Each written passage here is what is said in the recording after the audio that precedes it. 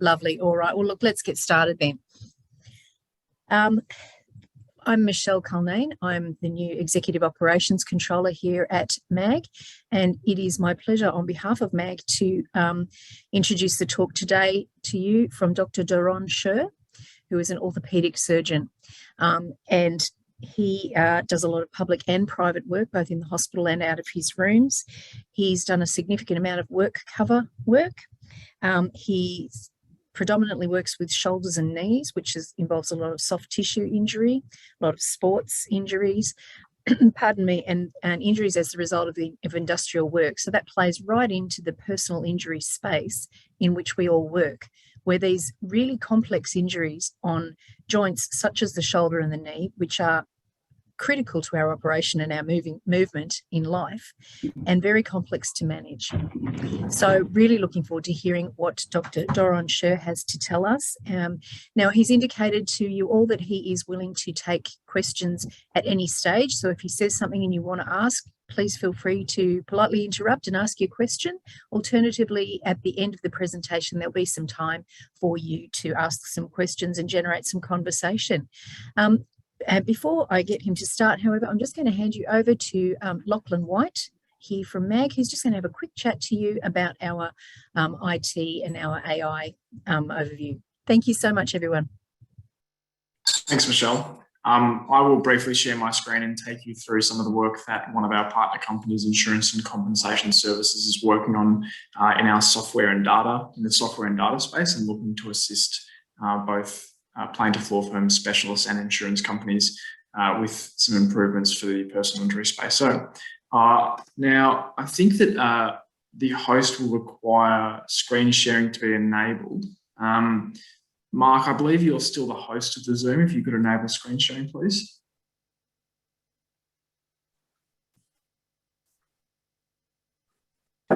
All done. Okay.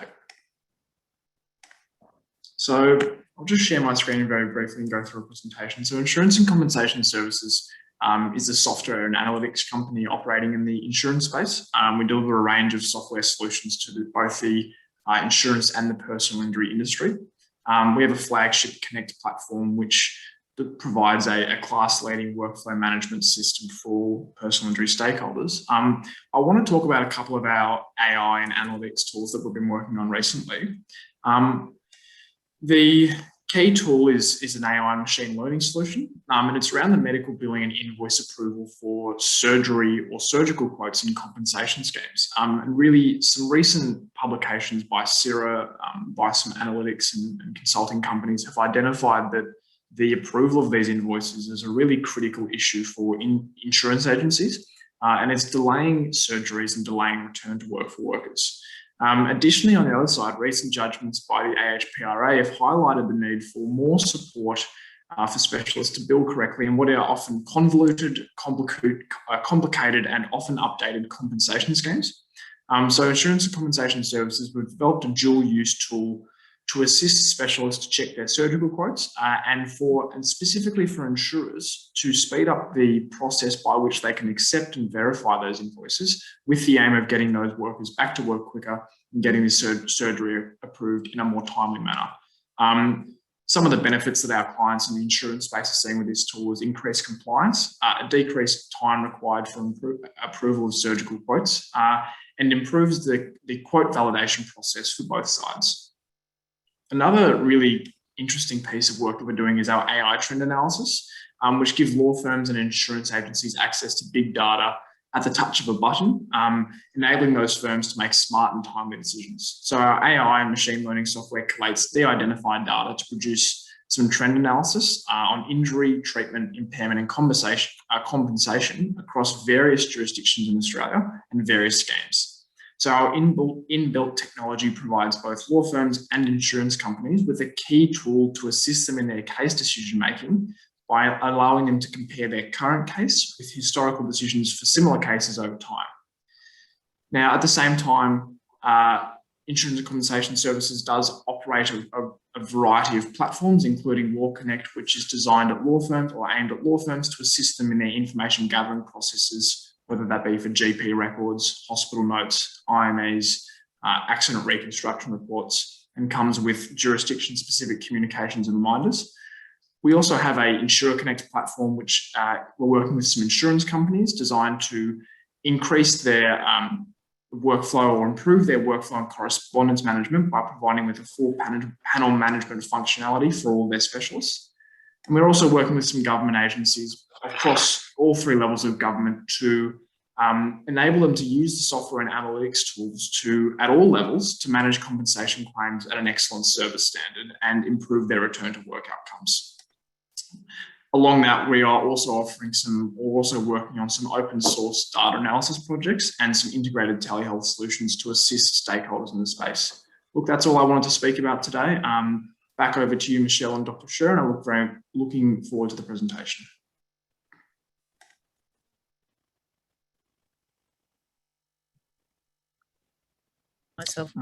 Pardon me. Thank you very much, Lachlan. Really appreciate that. So I'll hand you all over to Dr. Doron Sher. Michelle, thanks very much, and thanks all for having me here today. I can't see any of your cameras on, so I'm going to assume that you're all still there and keep talking. But as I said, if anyone has any questions, I'm very happy to answer them. So as you heard, my name is Doron Sher. I'm an orthopedic surgeon, and I assume you can see my screen. Is that right?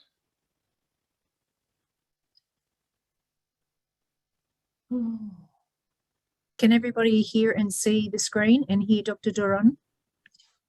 Yes. If you can see it, Michelle, then everyone else will be able Great. to. All good. Okay, perfect. So I've been in orthopedic practice for 20 years, and I do a lot of soft tissue surgery, arthroscopy, rotator cuff repairs, stabilizations, as well as joint replacements. And I guess my involvement in the whole reporting thing started when I started to treat work cover patients. Because as an orthopedic surgeon, we're not trained at all in any part of our training to do reports or to understand the difference between what we do in terms of treatment and what the report requires. So I had to learn to think really quite differently as a treating doctor, because the way I take a history to treat someone is not necessarily the same type of history and the same type of examination you would need to be able to provide a useful report. I don't know if you've ever thought about what makes a good doctor or a good lawyer. And really what it comes down to is pattern recognition. You can recognize the pattern with fewer clues than what your colleagues are. And this is where experience comes into it, because if you've seen the pattern previously, it's easier to recognize again. This is also helpful knowing when a diagnosis doesn't fit a particular pattern. And you see, when a patient comes to see me, my goal isn't necessarily to provide a name to the condition, but to be able to get them better, either with or without an operation. And there's times where the diagnosis isn't absolutely clear, but we can, as a surgeon, I'll know whether or not to operate on them. And the problem is that there are some genuine patients who have a real problem, but we can't necessarily label them appropriately. And those are the most difficult cases I've found when it comes to writing reports. So once you go from a treating doctor to an assessing doctor, you have to change hats a little bit, because when you're doing the assessment, there's only a limited number of choices of diagnoses you can make from the lists that are available in the AMA guides.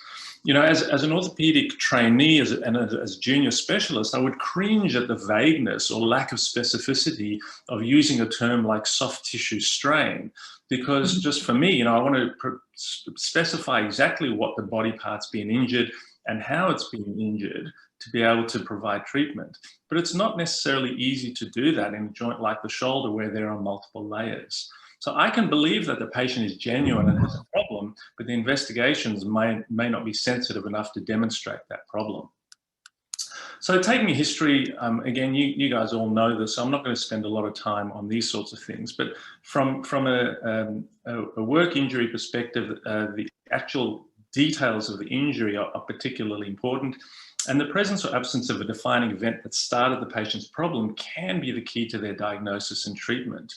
The problem, as we all know, is not that not all complaints have a defined starting point, and some develop slowly over time. One of the biggest problems to deal with is someone, let's say, that has a minor fall. They might have some neck pain or some trapezius pain, and then over the next 6 or 8 weeks, they start to develop shoulder pain, which ends up becoming something like adhesive capsulitis or a frozen shoulder. And then it's very hard to try and allocate exactly what's happened in that situation. So in the shoulder, impingement's the most common condition. You get gradual onset with repetitive activity. A cuff tear generally has a history of something like heavy lifting, a fall, or a dislocation. It's not something that happens commonly in a repetitive nature.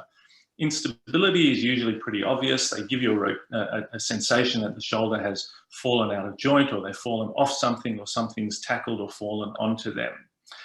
AC joint injury is generally a fall onto the point of the shoulder. SLAP is superior labrum anterior to posterior, which is just another type of labral tear, and again, a ballistic movement, like somebody having their arm pulled back behind them unexpectedly. And if there's adhesive capsulitis or a frozen shoulder, generally there's no trauma. Now, while this is no means exhaustive, it does cover the majority of shoulder complaints. So when a patient walks into the room, based on their age, you can almost certainly tell what group they're going to fall into. In the 20 to 40-year age group, the most common diagnosis is impingement, although they can have instability, calcific tendonitis. In the 30 to 50-year age group, again, the most common diagnosis is impingement. And in the 50-plus age group, the most common diagnosis is impingement again. But you need to start looking as you get older for the rotator cuff and arthritic type problems which can develop. Now, in the interest of time, I'm not going to spend a lot of time going through the shoulder anatomy.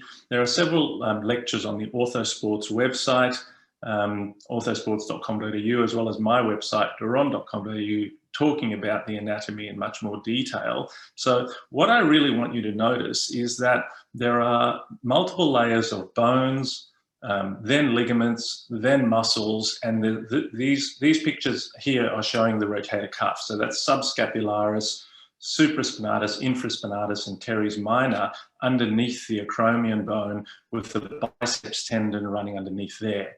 If you then go to the next layer, on top of that, you've got the pectoralis major and the deltoid and the trapezius, as well as the bursa underneath. So when you're trying to identify exactly what the problem in the shoulder is, there are so many things directly on top of each other and next to each other that from a palpation perspective, it can be very difficult to understand exactly what's happening. Typically, when examining range of motion for clinical treatment, the most useful tests are forward elevation, external rotation, which we do mainly with the arms by the side or in adduction, and then internal rotation, which is taken with the arm above their back. And as a clinician, it's very important to examine both active and passive movement, because if the patient can't lift it, but you can, that gives you very different information as to the integrity of their rotator cuff or their nerves, or whether they've got pain. However, as you all know, with a medical legal assessment, it's purely active movement, and the rotation is not done down here. It's done with the arm up by their side. And, you know, the other problem is that there's a lot of variability in what movements people are actually able to achieve.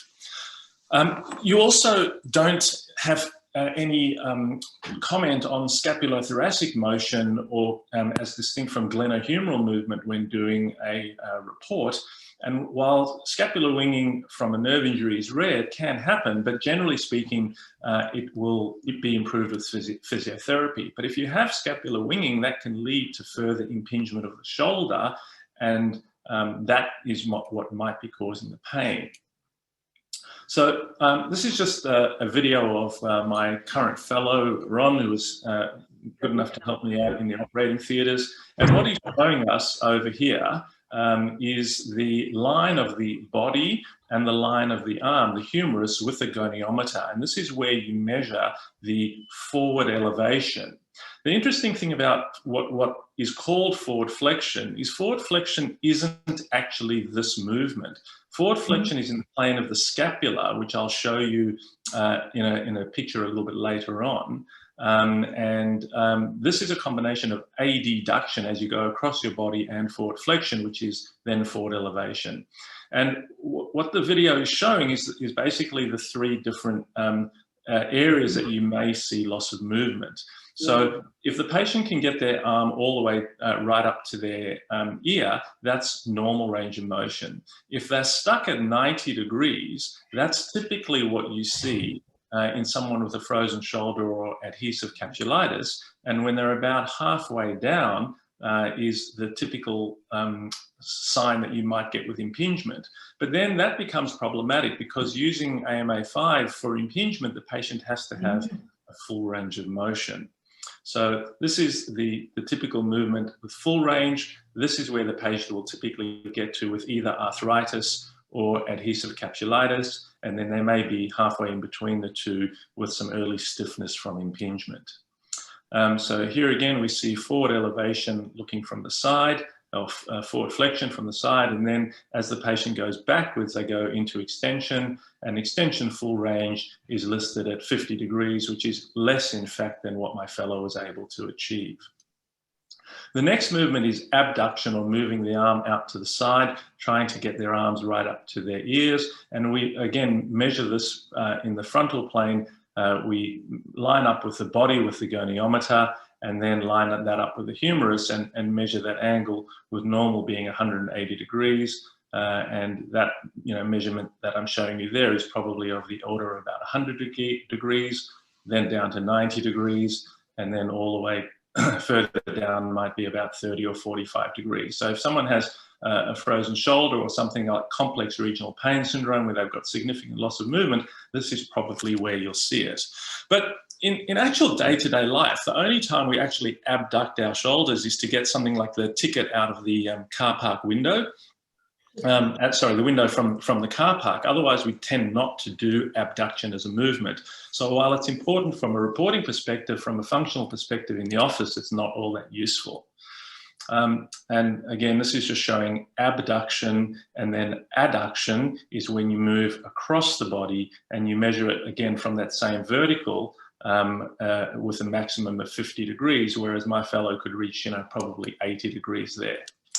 This is the rotational movement for external and internal rotation. You see, this is done with the arm up at shoulder height, and you have to get the patient up to 90 degrees to be able to actually do this measurement. Whereas in the office on a day-to-day basis, we tend to just measure it down by the patient's side with internal rotation being moved up their back.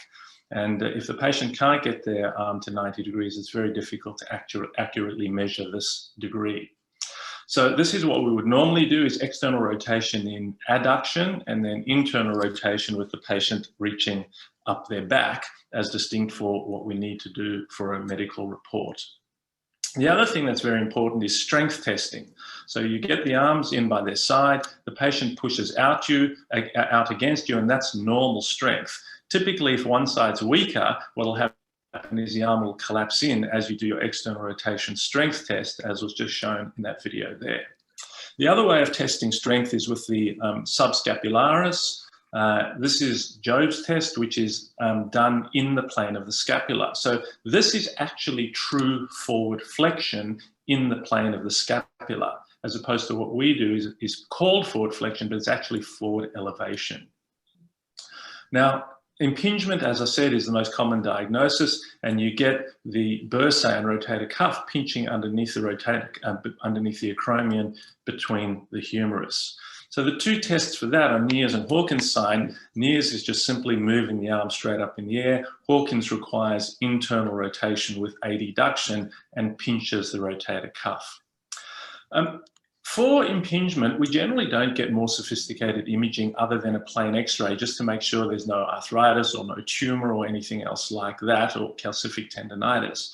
But this is a diagnosis that can be confirmed in the office by giving the patient a subacromial injection. Now, the volume of the injection is actually pretty important as well. A lot of the radiologists only give 2 or 3 mils of injection, and that's not enough to fill the whole space. And I'll often repeat an injection that's been given elsewhere with my 10 mils of injection, and that then fixes the patient's pain. And that confirms the diagnosis of impingement when they the pain's relieved by the local anesthetic and corticosteroid. Now, at least once a week, I see a patient refer to me to treat their shoulder when the pain's actually coming from the neck. And we need to remember that the typical symptoms for neck pain are pain in the region of the trapezius over here, obviously the neck, pain radiating down the forearm and hand. And if it gets to your forearm or hand, or you have any numbness, that definitely cannot be from your shoulder, because the nerves of the shoulder don't get down that far. In terms of imaging, the patients often don't have decent imaging, and plain x-rays are incredibly useful to help with that diagnosis. The 4 images that you need are the true AP, scapular lateral, axillary lateral, and supraspinatus outlet view. And it's really important that all of these views are done, because they give us different amounts of information. So this is a true AP, and what I want you to notice on this image is that this is not going straight in front of the body. It's not going this direction, which is a true AP in the frontal plane. It's actually oblique to the body because it's perpendicular to the scapula. And because it's perpendicular to the scapula, we can see through the glenohumeral joint over here. We can see whether there's any arthritis or dislocation or any other issue at the glenohumeral joint. This is an x-ray taken in the plane of the body. So this, you might see this on a chest x-ray or a poorly taken x-ray of the shoulder, as distinct from this, where you can see straight through the glenohumeral joint. A scapula lateral is designed to see the humeral head on the actual glenoid and is useful for instability. The two should line up beautifully, but if there's the glenoid and there's the humeral head, that's the front, that would be an anterior dislocation, or at the back, a posterior dislocation. And here's an x-ray showing the glenoid here, the humeral head here. You can't tell on this two-dimensional image whether the shoulder's gone forwards or backwards. Whereas here's the glenoid, here's the humeral head. You know this is an anterior dislocation because it's moved towards the ribs. The axillary lateral is also really useful because what it shows is the humeral head aligned to the glenoid. And if you've got a patient like this, where they've got what's called a reverse heel saps because they're left chronically dislocated, if a poor plain AP x-ray is done, then you'll miss this. And this patient was seen by me at 3 weeks with a locked posterior dislocation of his shoulder because it wasn't recognized on that AP that he wasn't in joint. And this shows beautifully articular surfaces nowhere near each other.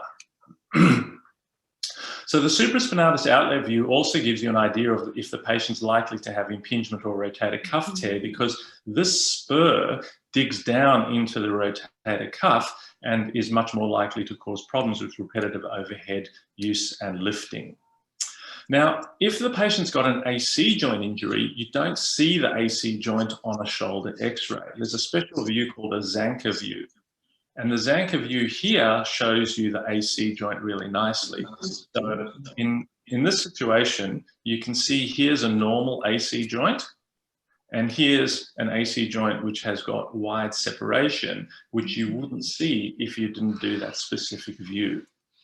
You might also see something like a rotator cuff tear arthropathy, where the humeral head has ridden up and it's riding against the acromion bone, creating arthritis here and here. What other tests should we do? Well, unfortunately, ultrasound is used really, really commonly for shoulders, but it's actually almost a waste of time to get an ultrasound of a shoulder if you're looking for a rotator cuff tear or instability. There's been a couple of studies done on this, one actually in our practice, where 300 patients were followed having had an ultrasound, an MRI scan, and then surgery. And depending on who did the ultrasound, it was between 40 and 60% accurate, as in it was likely to show there was a tear when there wasn't, or there wasn't a tear when there was, compared to both the MRI and surgery. So for me, I never use ultrasound as a diagnostic medium when I'm deciding whether or not to operate on somebody. Ultrasound is incredibly user dependent and a dynamic test, and then I get something like this, which for me is very, very difficult to interpret. As opposed to an MRI scan where I see here myself, I can interpret humeral head, glenoid, there's the muscle, there's the tendon, and there's a tear in the muscle. I don't need a radiology report for me to work out how big the tear is and whether this will be surgically repairable. The big problem with all of these tests is that they don't actually show pain. They show abnormal tissue, which may not be the source of the problem. In addition, the level of detail provided in the report from the radiologist will vary enormously depending on their experience as well. Personally, I always want to see these pictures myself so that I can interpret them myself. It's always useful to read the report, but there are many times things are left out of the report or included which aren't directly relevant to the patient. So moving on to elbows, unless anybody has any particular questions at this point, I'm happy to just keep going if you guys are happy. If I don't see any hands up or anything else, I'll just keep going. Elbow flexion and extension can be measured in two different ways. One is with the arms out by the side, but this assumes that the patient can abduct out to 90 degrees as well. Personally, I find it easiest to measure based on the medial epicondyle. I find it more reliable than doing it from the lateral side because it's harder to palpate the lateral epicondyle, even though in sort of AMA5 it shows it measured from the lateral side. I personally think it's more accurate from the medial side. And also, it's important to get the two forearms in the same position of pronation and supination to make it reproducible with that degree of flexion and extension. So it doesn't matter whether the arm's out by the side or in front of them or down by their side, you can still get that accurate elbow measurement. But for me, I'll do it from the medial aspect. This is pronation and supination. You'll see there's a pen here in his hand, and the pen in his hand can make it easier for us to see what degree of rotation he's getting into supination and pronation. But again, if the person can't necessarily grip well, you might want to do it without the pen, and then you just get them to open their palm and you do a direct measurement with 90 degrees being 0 degrees being up and 90 degrees of pronation and supination actually being measured with the goniometer. And with the wrist and forearm, it's probably better to use a smaller goniometer, but I was actually in the operating theatres when we were doing the video, so I didn't have my little goniometer there with me. What about the sources of elbow pain? Well, elbow pain is probably a little bit easier to diagnose than shoulder pain because there's just fewer diagnoses and they're generally clearer. But the difficult ones, of course, are the occupational overuse things like the tennis elbow, the golfer's elbow. The other things are fairly obvious in terms of ligament injuries, biceps tears, and olecranon fractures. Of course, there are some congenital issues that people have had but not really known about, but those are usually fairly obvious on X-ray imaging. So the reason I'm showing you these anatomy images of the knee is just to show you in many ways the knee is actually much more simple than what the shoulder is. You don't have layers and layers and layers of complexity in the knee. And that's why making a diagnosis in the knee generally is more straightforward because you can push directly on the various structures and you can image them more easily than what you can in the shoulder. So knee flexion and extension. So this is with the knee fully straight.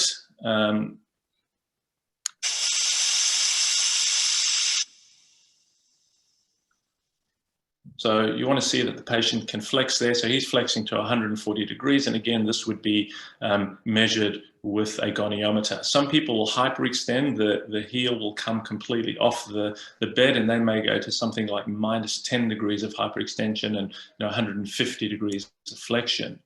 So the straight leg raise is very important to see whether the patient can actually lift their leg up off the bed.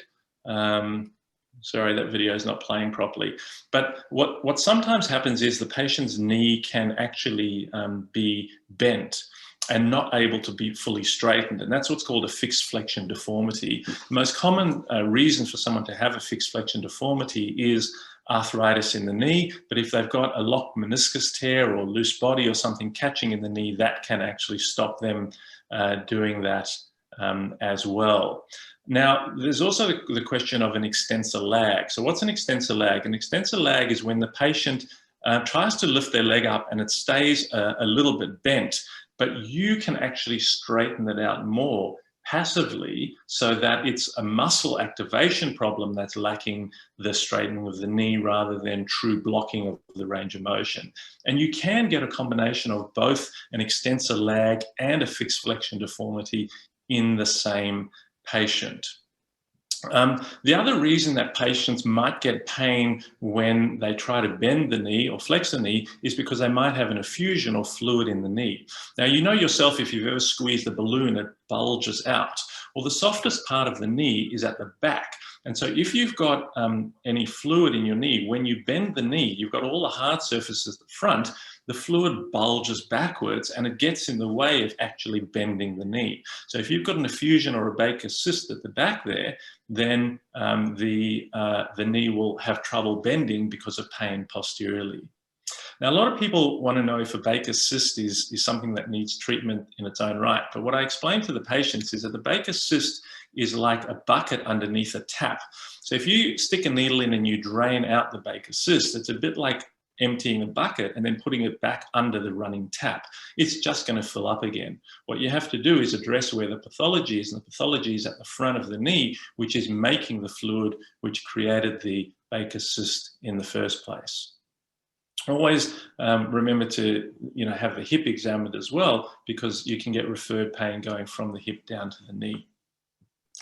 Now, if we look at the measurement of atrophy, again, the rules are that you need to measure from the top of the patella 10 centimeters and then do thigh circumference there. But the problem with that is the patient can contract their patella. Some people have more mobile patellae on one side than the other. So it's actually, realistically more accurate to measure from the tibial tubercle a fixed distance on both legs and then give yourself a circumference measurement that way, but that's not what the book tells us to do.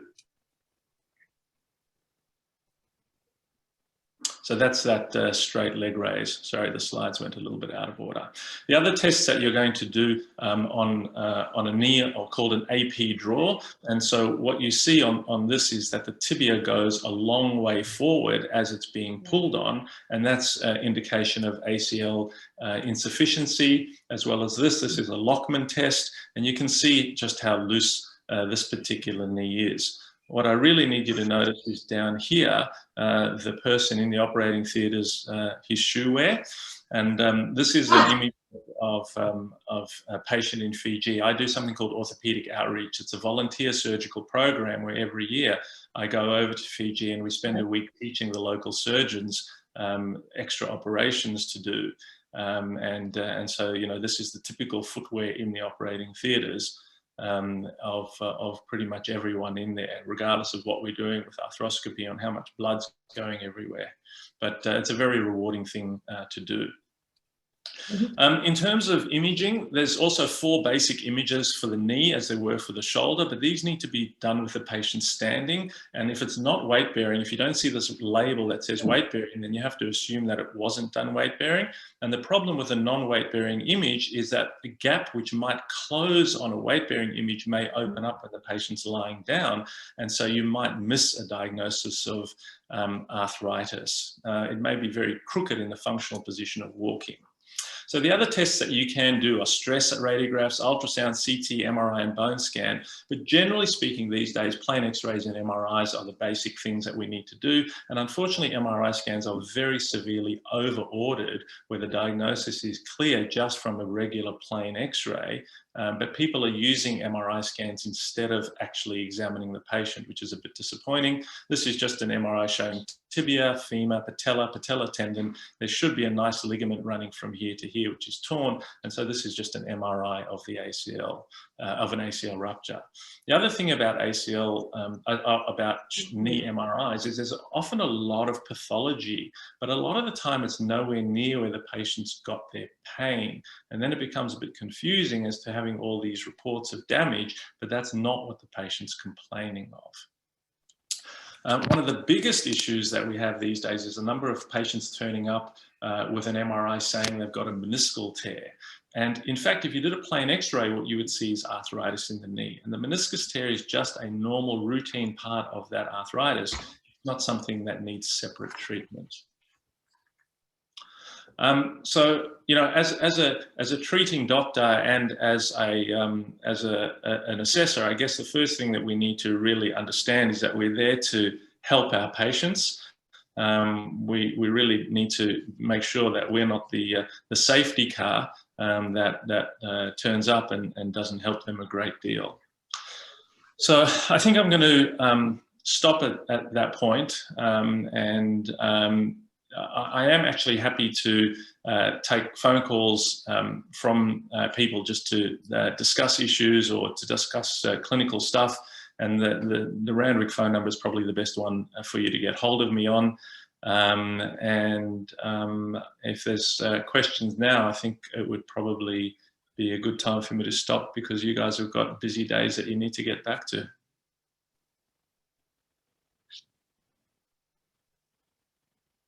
Well, first I'd like to say thank you very much, Dr. Doron. That was really interesting. And thank you to your assistant for providing the willing movable body. Oh, I just realized that whole time my video was off, but I guess you guys had the screen to look at anyway. Yes, I was going to say to you, thank you very much for that. It was really fascinating. And thank you to your assistant for providing their body to be moved around and measured. That's what he's there for. He has to put his body on the line all the time. Well, that's what happens, you know, when you're the junior and you got to do what your boss tells you, right? Exactly. I wanted to ask a quick question for you, and before anyone else jumps in, and I wanted to know, what do you find is the greatest challenge in presenting your findings, particularly when you talk about those injuries that might be contentious or not as they originally appeared, when you present your findings in a written report? So look, what's really helpful for me as a surgeon is when the request for the report has really specific questions. Because, you know, from me, I don't necessarily know what you need to know in order for you to be able to achieve what you want to achieve. Okay, so this is where the accuracy of the questioning of what you want to know becomes really helpful, because I can answer what I think is the right answer, but it may have no legal relevance whatsoever. So for me, I guess what I've got to try and work out is the patient genuine? Do they have an injury which I can document? Does the history and the examination and then the medical imaging all match? Or is there a mismatch somewhere? And have they had, you know, good treatment, and are they going to kind of keep getting better? Or do they need some sort of other intervention in the meantime? And so, you know, the difficulty to some extent lies in not so much making that diagnosis, but knowing what you need to know as the solicitor about that diagnosis. That's actually a really good point. And certainly I know from the legal sector, they often need you to specifically not comment on particular things that could be prejudicial to their client. So I think you've raised a really good point. The absolute importance of being very clear in your instructions to the doctor when requesting an IME.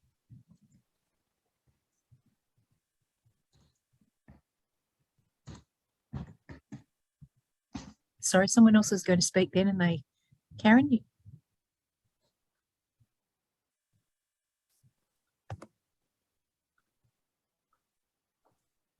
No? Okay. Does anyone have any questions that they would like to ask? So, I mean, I kept it specific to kind of knee, shoulder, and elbow, because those are the things that I cover routinely in my clinical day-to-day work. And so, you know, that's what I would consider myself an expert at. You know, I'm not comfortable treating spine, foot and ankle, any of these other things which I haven't treated for many, many years. I really would stick to the areas that I'm seeing patients all day, every day with those conditions.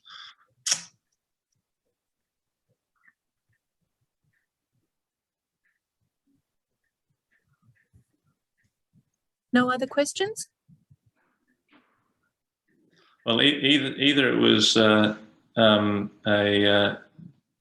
too complex or just right.